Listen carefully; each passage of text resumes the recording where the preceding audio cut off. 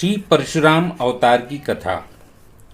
साक्षात ब्रह्मा जी के पुत्र राजा कुश के 4 पुत्रों में से कुशनाभ दूसरे पुत्र थे। राजा कुशनाभ ने पुत्र प्राप्ति के लिए पुत्रेष्टि यज्ञ किया, जिसके फलस्वरूप गाधी नामक परम धर्मात्मा पुत्र हुआ। राजा गाधी के एक सत्यवती नाम की कन्या थी, जो महर्षि ऋचिक को ब्याही गई थी। एक बार सत्यवती और सत्यवती की माता ने ऋचिक जी के पास जाकर पुत्र कामना से उनके लिए प्रार्थना की। ऋचिक जी ने 2 चरु सत्यवती को दिए और बता दिया कि यह तुम्हारे लिए है और यह तुम्हारी माँ के लिए है। इनका तुम यथोचित उपयोग करना। यह कहकर वे स्नान को चले गए। उपयोग करने के समय माता ने कहा, बेटी, सभी लोग अपने ही लिए सबसे अधिक गुणवान पुत्र चाहते हैं। अपनी पत्नी के भाई के गुणों में किसी की विशेष रुचि नहीं होती। अतः तू अपना चरु मुझे दे दे और मेरा तू ले ले, क्योंकि मेरे पुत्र को तो संपूर्ण भूमंडल का पालन करना होगा और ब्राह्मण कुमारों को तो बल, वीर्य तथा संपत्ति आदि से कोई लेना देना ही क्या है। ऐसा कहने पर सत्यवती ने अपना चरु माता को दे दिया।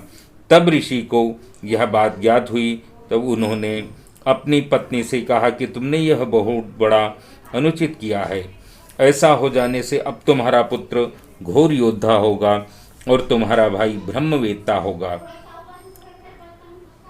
सत्यवती के बहुत प्रार्थना करने पर कि मेरा पुत्र ऐसा न हो, उन्होंने कहा कि अच्छा, पुत्र तो वैसा न होगा, किंतु पौत्र उस स्वभाव का होगा।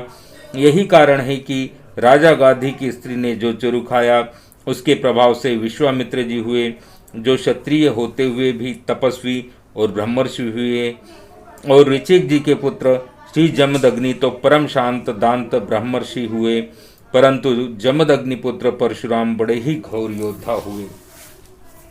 एक बार जमदग्नि ऋषि ने अपनी स्त्री रेणुका जी को नदी से जल लाने को भेजा।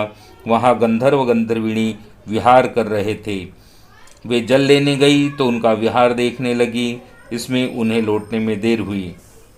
ऋषि ने देरी का कारण जान लिया और यह समझकर कि स्त्री को परपुरुष की रति देखना महापाप है, अपने पुत्रों को बुलाकर एक एक करके आज्ञा दी कि माता को मार डालो। परंतु मातृ स्नेहवश 7 पुत्रों ने इस काम को करना अंगीकार न किया। तब 8वें पुत्र परशुराम को आज्ञा दी, आप इन सब भाइयों सहित माता का वध कर दो। उन्होंने तुरंत सबका सिर काट डाला। इस पर पिता ने प्रसन्न होकर इनसे वर मांगने को कहा।